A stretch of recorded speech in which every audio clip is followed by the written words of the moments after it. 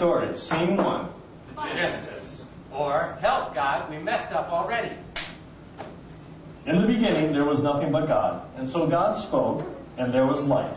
Over the course of 7 days, God created all things. Earth, animals, fish, the entire universe. And finally, a man, created to be like himself.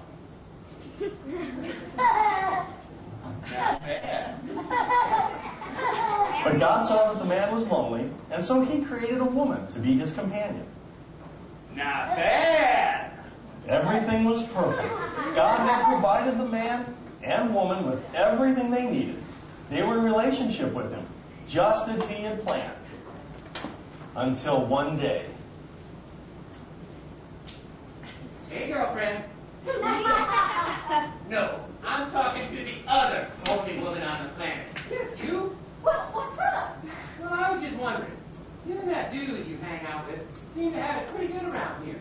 But I noticed you never eat from this tree here. What's up with that? Well, God has given us this one rule. He says we cannot eat from this one tree. If we do, we'll die. Oh, please, get out of here. For eating a piece of fruit, you ain't gonna die. You telling me that you got the run of the whole world here, but you're scared to eat from this one little tree? Well, I'm not scared. I am not chicken. But prove it. What? So prove it. So, Eve, how you doing? Oh, I am so hungry. Got anything to eat? Oh, great.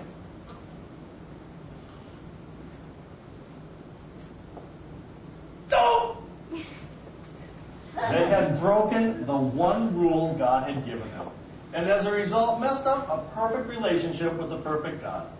They were banished from the Garden of Eden and had to spend their days laboring for the food that had once been provided for them.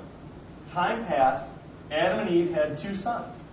Abel was a shepherd, and Cain was a farmer.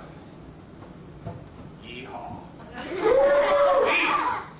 My flock has been so good lately. Nice, fat, and healthy like, and I've got God to thank for that. You know, I'm going to make him an offering of my best sheep. That'll be sure to please him. Yeah. My crops are just great. I just love working out in the hot sun all day. Gee, thanks God. Guess I give you some of my crops. What are you looking at? I'm not going to give him my best stuff.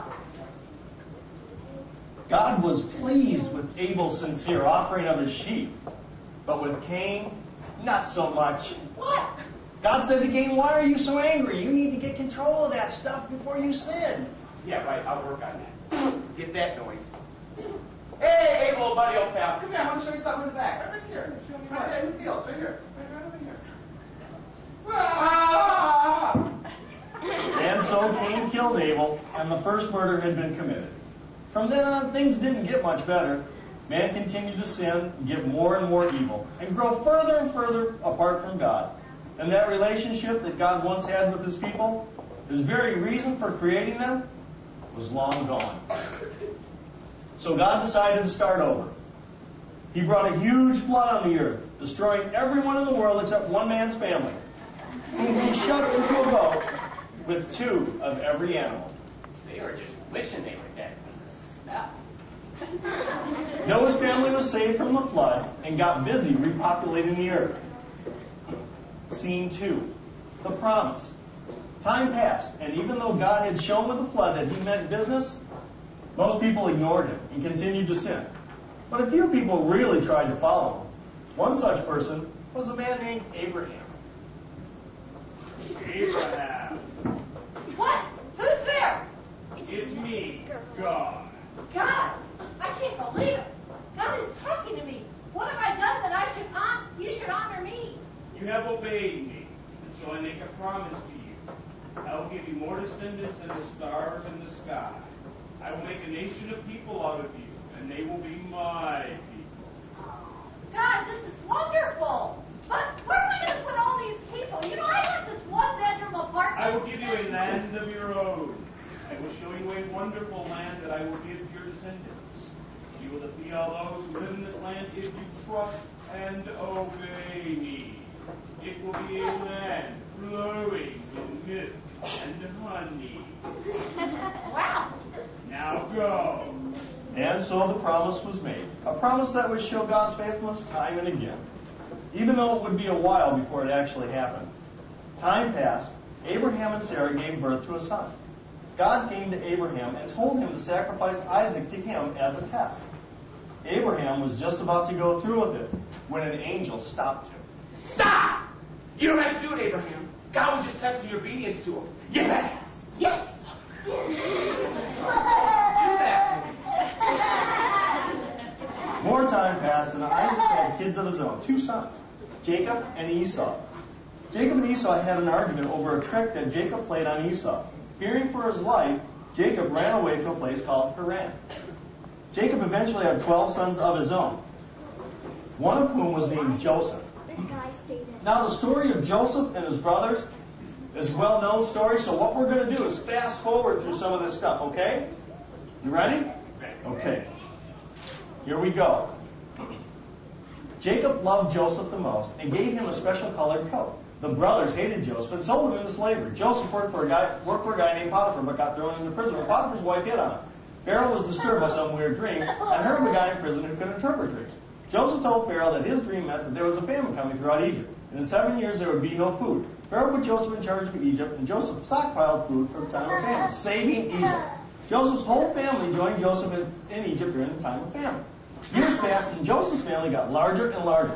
This is where God's promise to Abraham began to come true. Eventually Joseph died, but his family kept getting larger and larger. A new Pharaoh came into power who didn't remember Joseph and liked the fact that all those Israelites were in Egypt. He enslaved them all, but they just kept multiplying until there were about 2 million of them. The Pharaoh decided to put an end to the Israelites once and for all. He decreed that any Hebrew boys born during this time would be put to death. And it was at this time that Moses was born. Ta-da!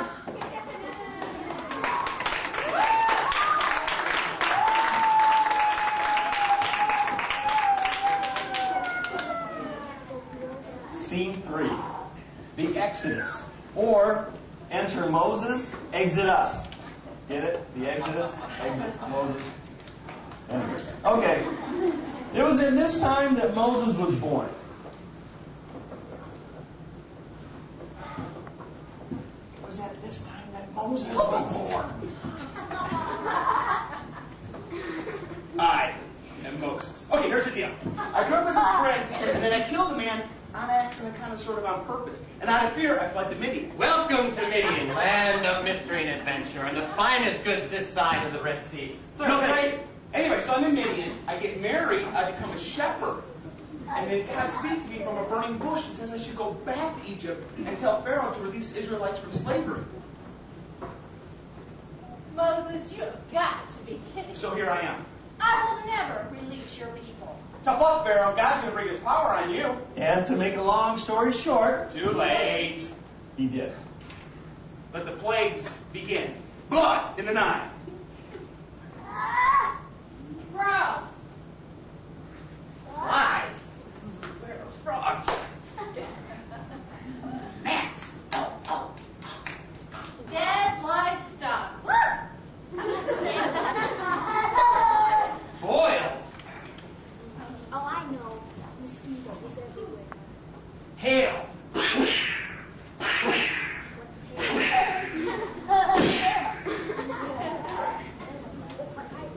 Actually, it was fire.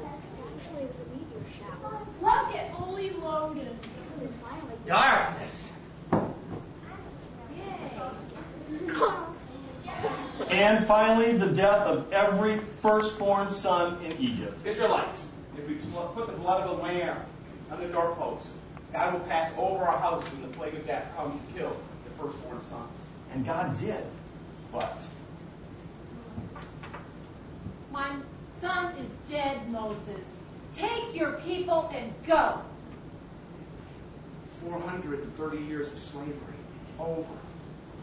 Israelites, hurry! We must leave before Pharaoh changes his mind. Come, follow me. and everything was going great. We're following the leader, the leader, the leader. We're following the leader, wherever he may go. For about the first 5 minutes.